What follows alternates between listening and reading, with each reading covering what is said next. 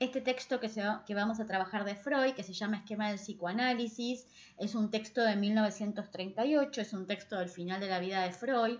Él fallece en el año 39, y en este texto trata de hacer una síntesis de las ideas principales de toda su obra. Va a trabajar sobre la conformación del aparato psíquico en lo que él denomina la segunda tópica. Freud va a postular una primera tópica a lo largo de su producción y su investigación, y luego una segunda tópica. En la primera tópica, él habla del inconsciente, el preconsciente y la conciencia, que serían los tres sistemas que conforman el aparato psíquico. Pero en la segunda tópica, él va a cambiar esa denominación y va a hablar de otros tres sistemas. Va a hablar del yo, del ello y del superyo, y va a hablar de pulsión de vida y pulsión de muerte. Es decir, él hace una reformulación de su teoría. Entonces, en este texto justamente vamos a ver cuál sería la síntesis o la conclusión final de las ideas principales sobre estos temas. Recuerden que con el texto de 3 ensayos ya habíamos trabajado que Freud dice que originariamente hay una pulsión que denomina una pulsión sexual, libido, acá ya la va a denominar eros, y si uno mira la historia de conformación del aparato psíquico, primero va a aparecer el ello, el inconsciente, y después gradualmente sobre él se va a ir configurando el yo, pero el inicio todavía es indiferenciado. Pero Freud va a decir que este eros, libido, pulsión de vida, lo que va a buscar es anudarse o investir distintos objetos, pero que a la par de que hay una pulsión de vida, hay también una pulsión de muerte, que también es una energía psíquica que va a permanecer muda, pero que está presente y que solo se va a poder identificar cuando aparece como forma de destrucción, de autodestrucción o de destrucción. Y lo que va a trabajar Freud es que a lo largo de toda la vida van a estar estas dos pulsiones, y que la pulsión de vida, cuando se entrelaza con la pulsión de muerte, permite que el sujeto desarrolle su vida invistiendo distintos objetos e invistiendo su yo en un narcisismo primario, pero que hay una tendencia a volver a un estado inicial, que es un estado de muerte inorgánico, y eso es la pulsión de muerte. Cuando se instala el superyo, que aparece más tardíamente en la constitución del aparato psíquico, parte de esta pulsión de agresión se van a fijar en el interior del yo, y ahí van a ejercer efectos autodestructivos. Pero tenemos que tener en cuenta esta nueva categoría, esta nueva pulsión que identifica Freud como la pulsión de muerte, que no aparecía en sus obras más tempranas, que decir que la vida se puede sostener siempre y cuando se mantenga a raya la pulsión de muerte. Freud va a describir el aparato psíquico y va a describir ya hasta el final de su obra la segunda tópica. Recordemos que la segunda tópica está constituida por 3 sistemas del aparato psíquico, que son el ello, el yo y el superyo. Cuando va a hablar del ello, va a decir que en la historia de la génesis del aparato psíquico es la instancia o el sistema más antiguo, y que en su interior están las pulsiones que tienen que ver con toda la relación corporal, las zonas erógenas que habíamos visto cuando vimos 3 ensayos de teoría sexual infantil. Y a diferencia de las pulsiones parciales que describía cada una Freud en 3 ensayos, acá las va a englobar en 2 grandes categorías, en 2 grandes pulsiones. Pulsión de vida, de amor o eros, y pulsión de muerte o tánatos. Eros o pulsión de vida la va a ubicar en una tensión, en una oposición entre pulsión de conservación de sí mismo y de conservación de la especie, y entre la oposición entre amor yoico y amor de objeto. ¿Eso qué quiere decir? Que esta pulsión va a investir al yo, pero también va a investir objetos del mundo, que pueden ser tanto culturales como personas. Y la idea de la pulsión de vida es que va a anudar, va a investir el mundo y va a investir a sí mismo, de manera que se da la autoconservación y el sujeto está relacionado con la vida y con los demás. Por su parte, tánatos o pulsión de muerte tiene la meta exactamente contraria. En vez de producir ligazón, va a querer disolver nexos, va a querer que el sujeto, en vez de amarse a sí mismo y amar a otras personas y amar objetos culturales, lo va a tratar de llevar a la autodestrucción, porque originariamente lo primero que había era un estado inorgánico, era la muerte. Entonces la pulsión de destrucción, el tánatos, va a tratar todo el tiempo de volver a ese lugar originario. Nosotros cuando vemos personas que tienen conductas autodestructivas y cada uno de nosotros tiene alguna dimensión de autodestrucción, lo que va a aparecer es esto, es tánatos. Lo que pasa es que si Eros va ligando, va tratando de impedir lo que va dejando a su paso tánatos. Entonces, prueba a decir que la vida y el aparato psíquico va a persistir gracias a que la pulsión de amor, o sea, Eros, todo el tiempo vuelve a enlazar y se va entrelazando con la pulsión de muerte. Cuando queda la pulsión de muerte sin este entrelazamiento con la pulsión de vida, el sujeto tiende a la autodestrucción. Entonces, en la historia de la génesis del aparato psíquico, lo inerte, lo muerto, está primero que la vida. Entonces, la pulsión de muerte aspira a su estado original. Recuerden que cuando hablamos del ello, hablamos del inconsciente. En 3 ensayos, Freud todavía hablaba de inconsciente, preconsciente y conciencia. Acá está hablando del ello, pero está hablando de ese sistema psíquico que conserva todas las primeras etapas de la vida y que es del orden de lo reprimido. Es decir, fue reprimido y fue olvidado. El inconsciente se va a manejar con unas leyes que no son las leyes de la conciencia, que se denominan proceso primario, mientras que las reglas con las que opera la conciencia y el preconsciente se llaman proceso secundario.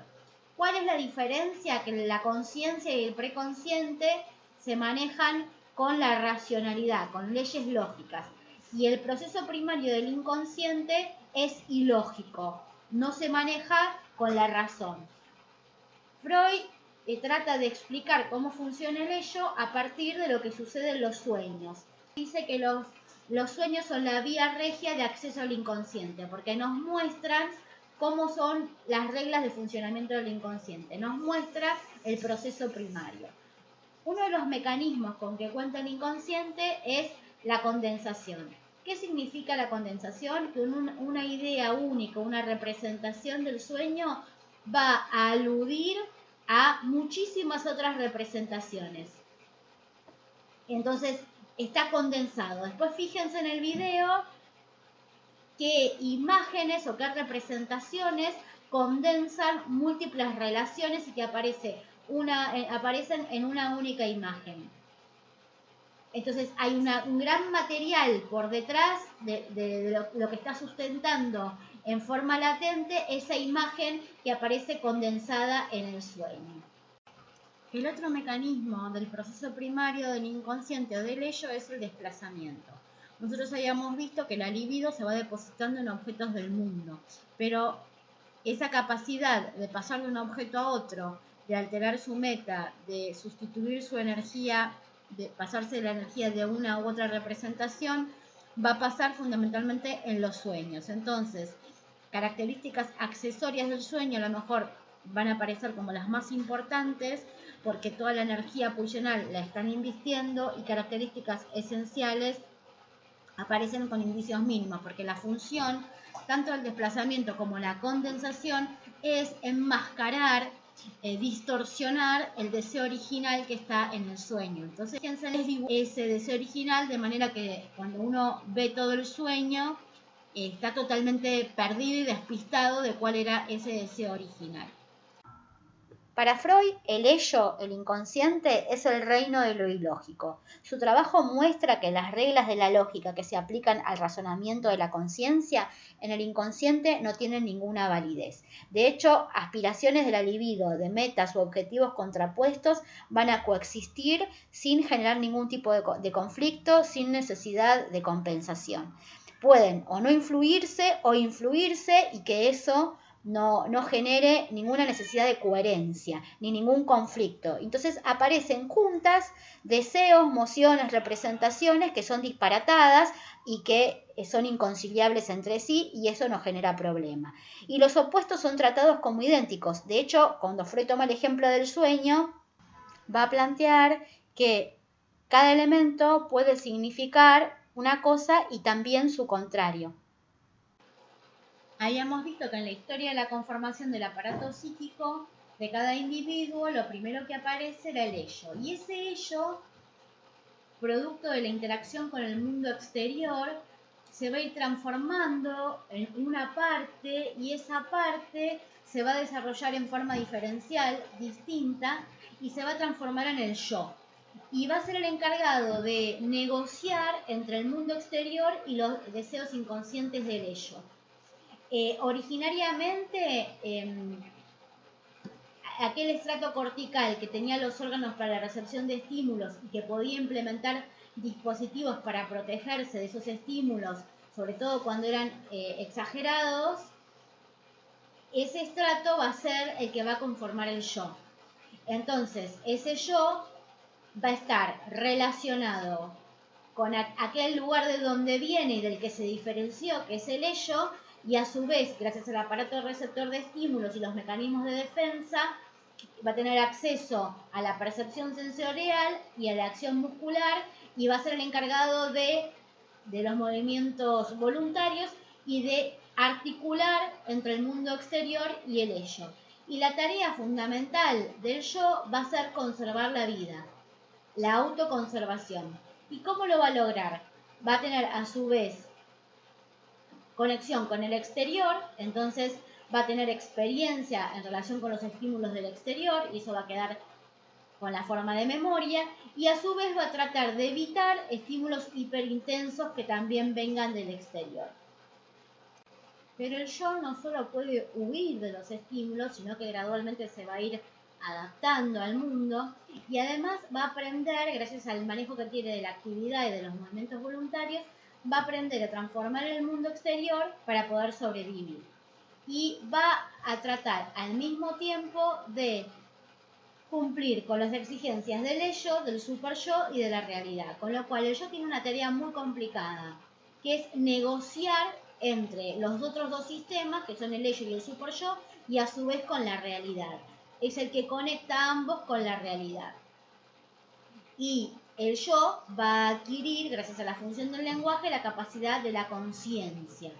Va a poder expresar a través del lenguaje sus contenidos mnémicos y percepciones visuales y acústicas.